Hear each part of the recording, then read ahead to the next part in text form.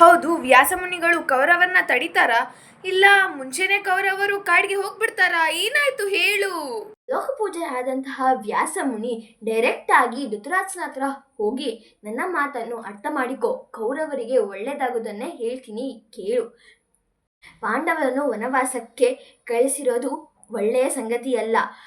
ದುರ್ಯೋಧನ ಅವರನ್ನು ಮೋಸದಿಂದ ಸೋಲಿಸಿದ್ದಾನೆ. 13 ವರ್ಷಗಳ ಮುಗಿದ ತಕ್ಷಣ ಅವರು ನಿಮ್ಮ ಮೇಲೆ ಹಗೆ ಸಾಧಿಸುತ್ತಾರೆ. ಆದರೆ ಈ ವಿಷಯವನ್ನು ತಿಳಿಯದ ನಿನ್ನ ಮಗ ಮೂರ್ಖನ ಥರ ಬಿಹೇವ್ ಮಾಡ್ತಾ ಇದ್ದಾನೆ. ನಿನ್ನ ಮಗ ಪಾಂಡವರನ್ನು ಸಾಯಿಸೋಕೆ ಹೊರಟಿದ್ದಾನೆ.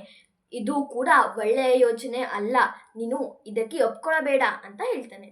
ಈ ದುರ್ಯೋಧನನ ಆಲೋಚನೆಗಳಿಂದ ಇಡೀ ಕೌರವ ವಂಶವೇ ನಾಶವಾಗುತ್ತೆ ಅಂತ ಅಂತಾನೆ.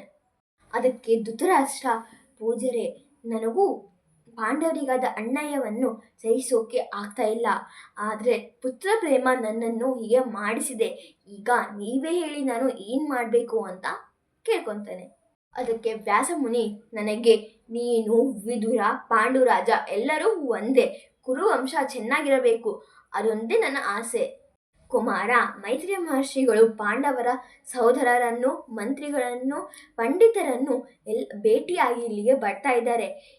ಅವರ ಮಾತಿನಂತೆ ದುರ್ಯೋಧನ ನಡೆದುಕೊಳ್ಳಲಿಲ್ಲ ಅಂದರೆ ಅವರು ಕೌರವರಿಗೆ ಶಾಪ ಆಗ್ತಾರೆ ಅಂತ ಹೇಳಿ ಅಲ್ಲಿಂದ ಹೊರಡ್ತಾನೆ. ಅದು ಈ ಸಮಯದಲ್ಲಿ ಮೈತ್ರಿ ಮಹರ್ಷಿಗಳು ಅಲ್ಲಿಗೆ ಬರ್ತಾರೆ. ಆಗ ಧೃತರಾಷ್ಟ್ರ ಹಾಗೂ ಉಳಿದ ಕೌರವರೆಲ್ಲರೂ ಅವರಿಗೆ ಸತ್ಕರಿಸ್ತಾರೆ. ಆಗ ಧೃತರಾಷ್ಟ್ರ, ಪೂಜರೆ, ನೀವು ಇಲ್ಲಿಗೆ ಆರಾಮಾಗಿ ಬಂದ್ರ? ಪಾಂಡವರನ್ನ ಭೇಟಿಯಾದ್ರ? ಅವರು ಹೇಗಿದ್ದಾರೆ ಅಂತ ಕೇಳ್ತಾನೆ.